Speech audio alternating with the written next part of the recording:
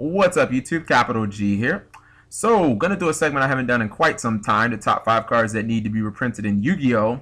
And I'll just say that I am no fortune teller and I am not a prophet by any stretch of the imagination. But one of the reasons why I love doing this segment in particular is it always seems to conveniently be that within 3 weeks of me making this list, something on this list gets reprinted. You guys can check my video history. I've done it twice before. Something always in my list gets reprinted, and it usually happens sooner than later. Now, I'm not going to speculate. It's because that Konami secretly watches my channel, which they do. And I'm not going to speculate that this happens because I'm secretly giving Julia Hedberg the D, which I am. But I don't know why it happens, but it just seems to always be. Alright, card number 5. Shooting QUASAR Dragon. Shooting QUASAR Dragon was on, I believe, my second to last list.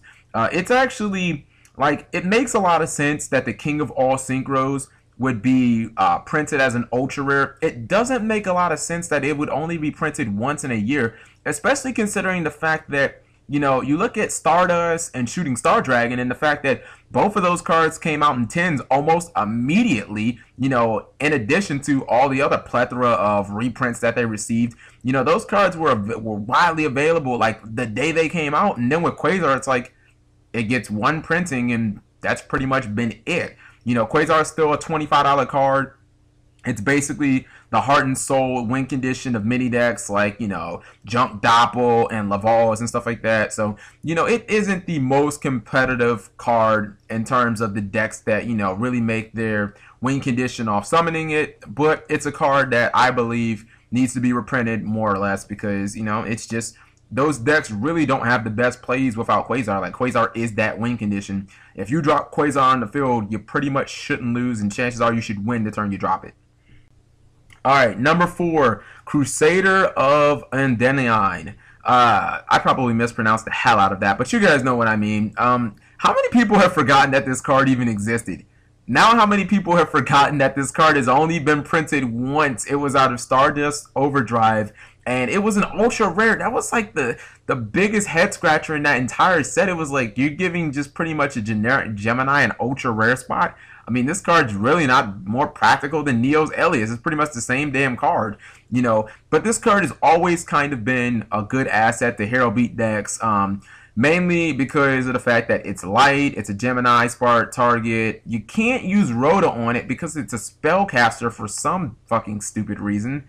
But it's definitely a good card, and it's a card that's always going to be viable as long as Hero Beat's viable. Unfortunately, you know, at some points, this card is even risen up to $15, which is just ridiculous. I mean, it's a just, are you kidding? They could have easily just put this in any old structure deck or something like that. Number 3, number 11, Big Eye. Big Eye is still running $35 to $40, which puts him at the top of the totem pole among the most expensive XC monsters that we still have in the game.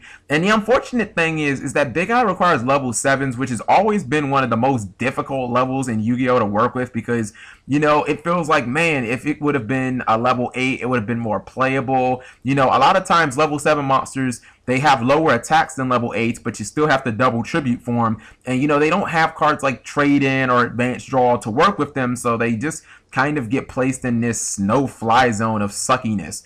Big Eye is absolutely an amazing card, and, you know, when you're running those odd level 7s, chances are you're going to want to run at least one copy of Big Eye in decks like Machina Gadgets, where you can drop multiple fortresses in a turn and then snatch steal your opponent's monster with Big Eye. Same thing with Prophecy. It's even more busted than that because, you know, you can special summon your High Priestess twice, blow a couple of cards up, and then exceed and then snatch steal your opponent's last monster. You know, Big Eye is definitely one of those cards like Photon Strike Bouncer where it's not the easiest thing to make, but when you do make it, chances are you're going to win. You know, the investment is going to pay off. You get a double snatch steal. It has a very high attack. The card art sucks, but I mean, still a fantastic card all around. Number 2, CARDCAR D. Man, CARDCAR D, one of the most hype cards that I can remember in recent memory. So many people saw this card and they were, you know, dropping $100 per on it at the sneak peek, and they thought that this card was going to be the absolute balls, walls, nuts.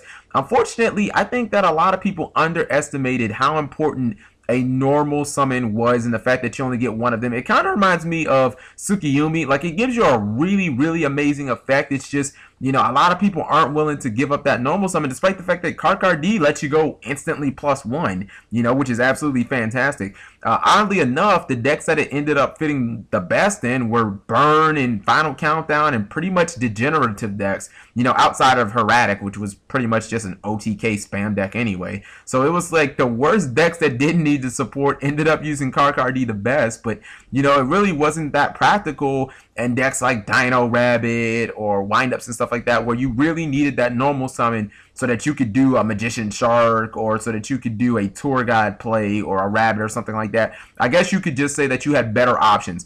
CARDCAR D is still fantastic. It still deserves a reprint. I'm really hoping that this is one of the cards that gets reprinted soon, because it's $35 still, and most of the decks that play CARDCAR D run 3 of them. So that's really one of the biggest aspects of this.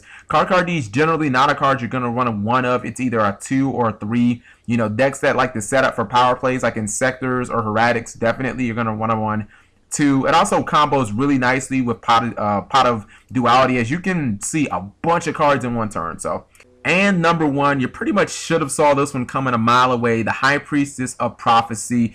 Man, I remember when this bad bitch was first released, she was $50, and I was thinking to myself, Prophecy is going to be one expensive ass deck, but you look at that price now and it's like, that was absolutely nothing. If I could get that price, I'd jump at it. I'd buy 3 playsets, one for me, my teddy bear, and my dog, and then I'd buy 10 more just to sell the smucks and make my money back. You know, Prophecy is a deck that is definitely trending up, and her being the boss monster and the linchpin and the heart and soul of the deck is just going to make her price inflate even more. She's an absolutely fantastic card, very easy to summon. She has the +1 ability, and then just, you know, the instant recursion of cards like Spellbook of Life, the fact that she can potentially have a Forbidden Lance attached to her with the Spellbook of Wisdom. She's just a fantastic card. You know, I look at the deck and it's just trending in the right direction. With Spellbook of Judgment soon to come out, it's a deck that everybody's keeping their eyes on. I think that the deck is underachieved on the YCS level, but I really think that that's going to change fairly soon. And she's the heart and soul of the deck, so she's going to be the card that, you know, is going to end up being the most expensive. I prophesy this card going to over $100, guys. So let me know what you guys think. Maybe I missed something that you want to talk about on this list, and I'll talk to you later.